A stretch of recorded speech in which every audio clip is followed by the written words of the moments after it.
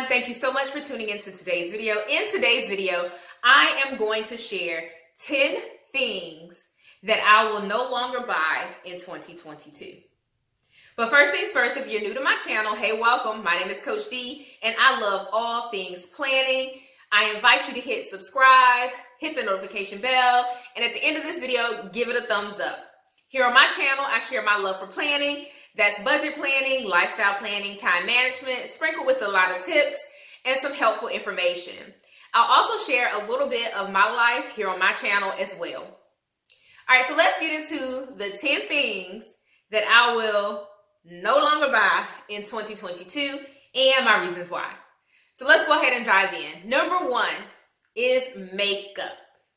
When I was thinking about this list of things that I don't need to buy any more of, I had my budget in mind, and I just think about the sheer cost of makeup.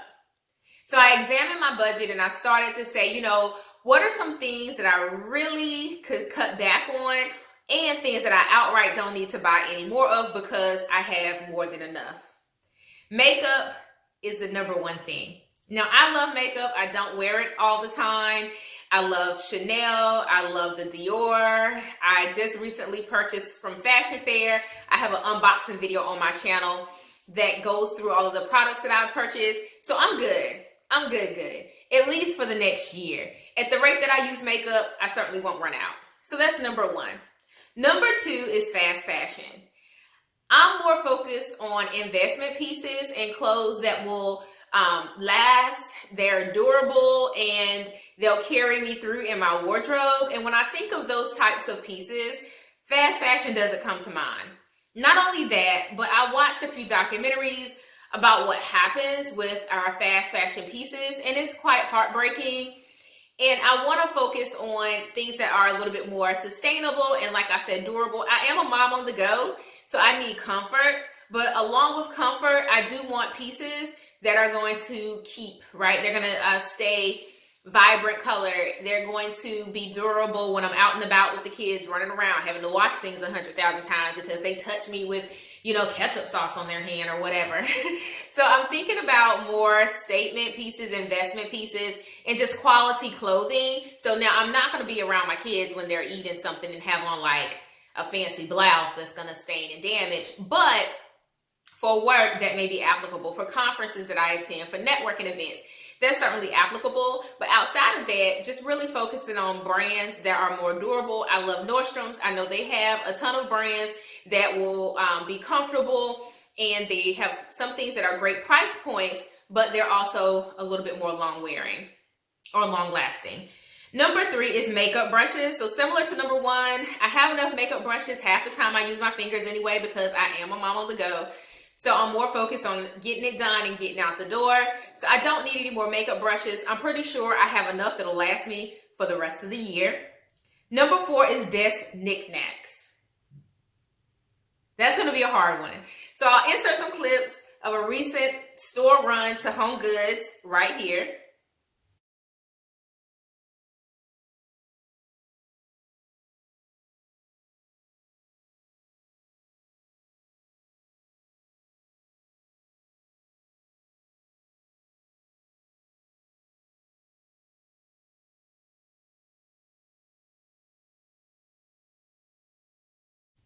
And it was so tempting to not purchase any of the desk knickknacks because I thought they were so cute and they would look really nice on my desk, in my office, or just throughout the house.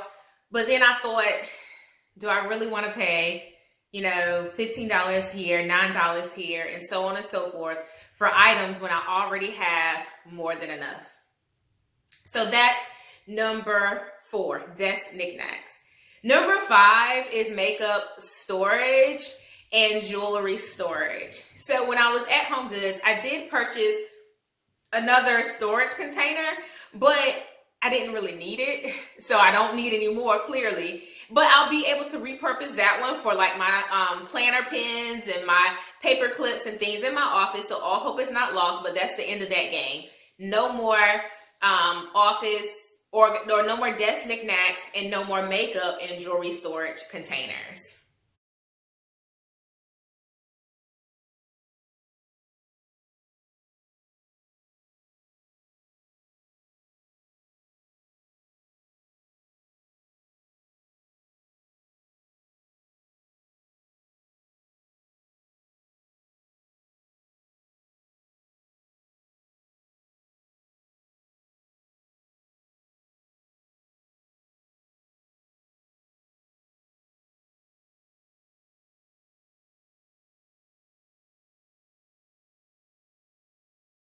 6 is reusable shopping bags.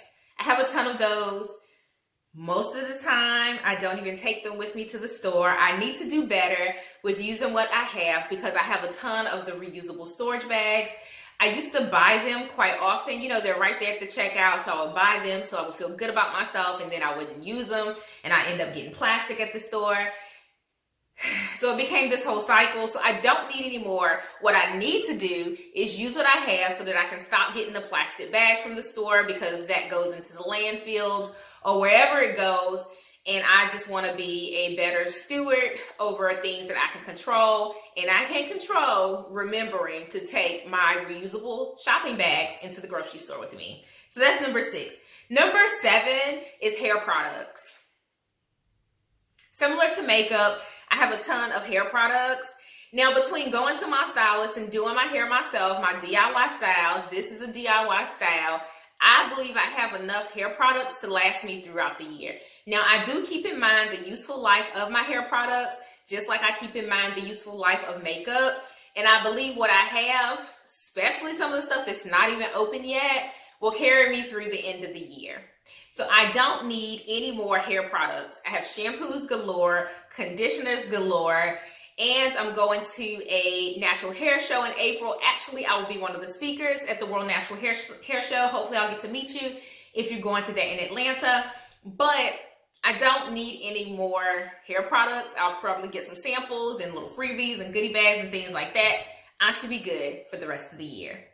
Number 8 is very similar. Again, I was at Home Goods just kind of browsing, and I wanted to just kind of see what they had. And typically, if I went window shopping, I was coming home with something. And again, I need to be more disciplined for the sake of my budget. So soaps. I don't need to purchase any more of the fancy soaps.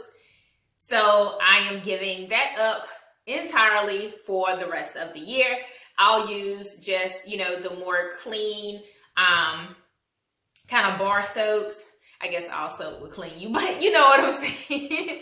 Not the fancy fragrance-filled soaps. Something a little bit more natural that's going to be healthier for my skin.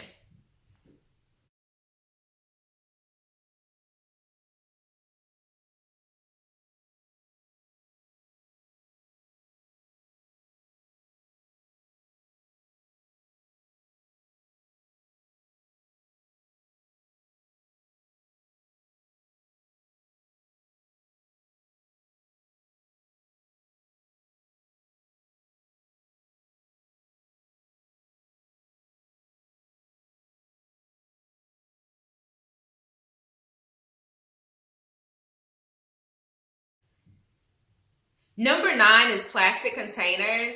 I was going through my drawer in the kitchen, and I have a lot of containers, but I don't have the matching lids for the plastic ones, and vice versa.